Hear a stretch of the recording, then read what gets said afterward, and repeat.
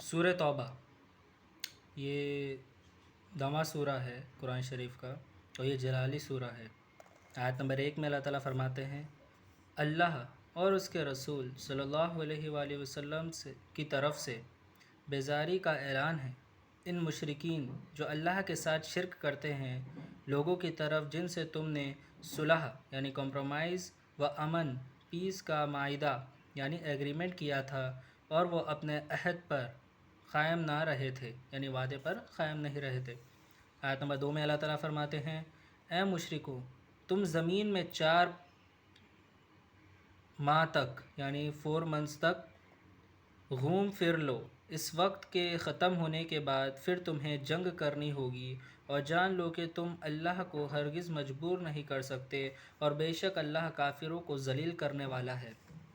آیت نمبر 3 میں اللہ تعالیٰ فرماتے ہیں، یہ آیت اللہ اور اس کے رسول صلی اللہ علیہ وآلہ وسلم کی طرف سے تمام لوگوں کی طرف حج اکبر کے دن اعلان عام ہے، اور مشرکین سے بیزار ہیں، اور رسول اللہ صلی اللہ علیہ وآلہ وسلم بھی ان کے رسپانسبل نہیں ہیں۔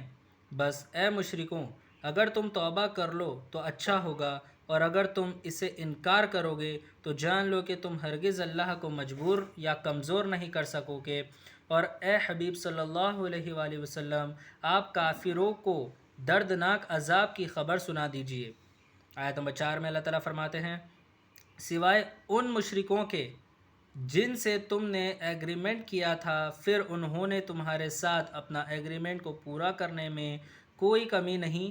کی، اور نہ تمہارے مقابلے میں کسی کی مدد کی یا ان کو بیک سپورٹ کرے، سو تم ان کے مقرر یعنی فکس ٹائم تک ایسی مشرکوں کے لیے ایگریمنٹ کنٹینیو رکھو، بے شک اللہ پرہیزگاروں کو پسند کرتا ہے۔ آیت نمبر 5 میں اللہ تعالیٰ فرماتے ہیں، پھر جب حرمت والے مہینے گزر جائیں تو تم حسب اعلان یعنی جو اعلان ہوا تو پھر مشرکوں کو قتل کر ڈالو، جہاں کہیں بھی تم ان کو پاؤ مار ڈالو یا گرفتار کر لو، اور ان کو پکڑنے کے لیے تاک میں بیٹھے رہو۔ بس اگر یہ توبہ کر لیں اور نماز پڑھنا شروع کر دیں، زکوٰۃ دینا شروع کر دیں تو ان کو چھوڑ دو، بے شک اللہ بخشنے والا اور رحم والا ہے۔ آیت نمبر 6 میں اللہ تعالیٰ فرماتے ہیں، اور اگر مشرکوں میں سے کوئی بھی آپ سے کہے کہ اس کو سیو کر لو تو اسے اپنی حفاظت میں رکھ لو تاکہ وہ اللہ کا کلام سنے، پھر آپ اس سے جہاں وہ سیف فیل کریں وہاں چھوڑ دیں، یہ اس لیے کہ وہ لوگ حق کا علم نہیں رکھتے۔ آیت نمبر 7 میں اللہ تعالیٰ فرماتے ہیں، مشرکوں کے لیے اللہ کے پاس اور رسول صلی اللہ علیہ وآلہ وسلم کے پاس کوئی ایگریمنٹ کیسا ہو سکتا ہے سوائے ان لوگوں کے جو مسجد حرم کے پاس حدیبیہ میں کیا تھا، تو جب تک وہ تمہارے ساتھ ایگریمنٹ پہ رہیں تم ان کے ساتھ قائم رہو، بے شک اللہ اس سے ڈرنے والوں کو پسند کرتا ہے۔ اللہ تعالیٰ سے ڈرنے والوں کو اللہ تعالیٰ بہت پسند کرتے ہیں۔ آیت نمبر 8 میں اللہ تعالیٰ فرماتے ہیں، بھلا ان سے ایگریمنٹ کی توقع کریں، ان کا حال تو یہ ہے کہ اگر وہ تم پر غلبہ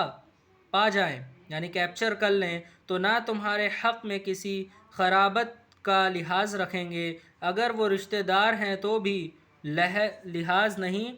رکھنے والے، اور نہ کسی ایگریمنٹ کا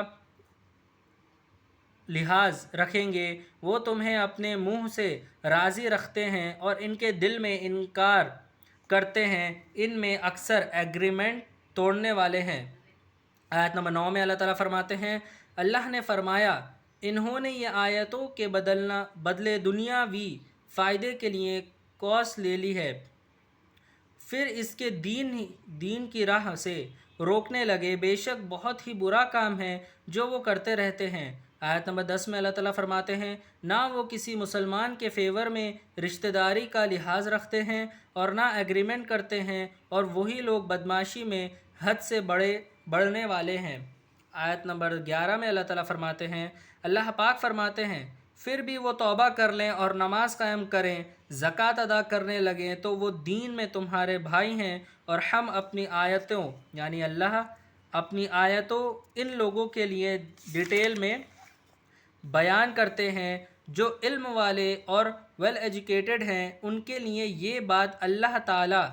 کلیئر فرماتے ہیں۔ آیت نمبر 12 میں اللہ تعالیٰ فرماتے ہیں اگر وہ اپنا ایگریمنٹ کے بعد قسمیں یعنی پرومس توڑ دیں اور تمہارے دین میں تمہارے کو آگے ٹونٹ تانا یعنی تانا ماریں تو تم ان کفر کے بدمعاشوں سے جنگ کرو، بے شک ان کی پرومس یعنی ان کا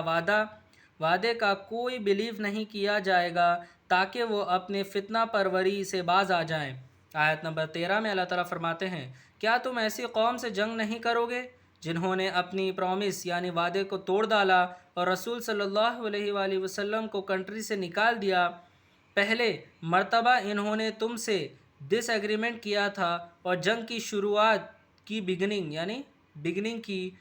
کیا تم ان سے ڈرتے ہو جبکہ اللہ اس کا حقدار ہے؟ سو تم اللہ سے ڈرو باشرط یہ کہ تم مومن ہو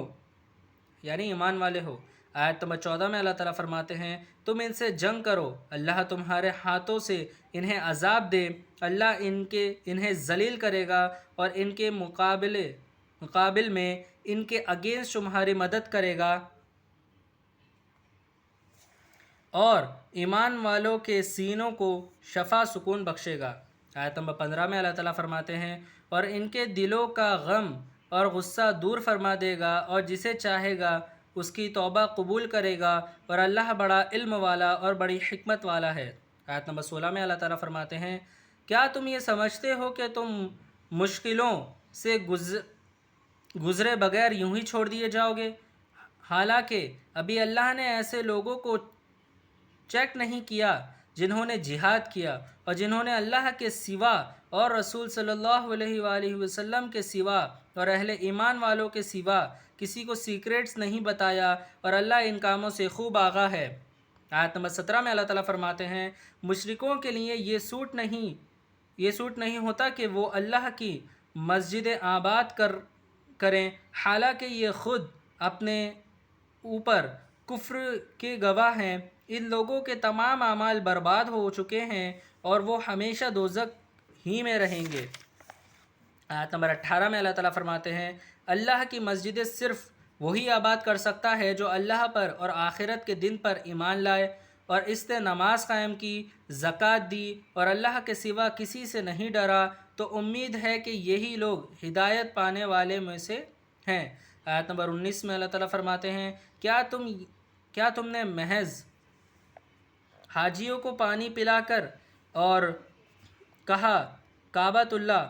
کی مرمت کے عمل کو اس شخص کے عمل کے برابر قرار دے رکھا ہے جو اللہ اور یوم آخرت پر ایمان لایا؟ یہ لوگ اللہ کے نظر میں برابر نہیں ہو سکتے اور اللہ ظالم قوم کو ہدایت نہیں دیتا۔ آیت نمبر 20 میں اللہ تعالیٰ فرماتے ہیں جو لوگ ایمان لائے اور ہجرت کی راہ میں اپنے مال سے اور جانوں سے جہاد کی وہ اللہ کی بارگاہ میں بہت بڑے ہیں، یہی لوگ جو مراد کو پہنچے ہوئے ہیں۔ صدق اللہ العظیم و صدق مولانا رسولہ الکریم۔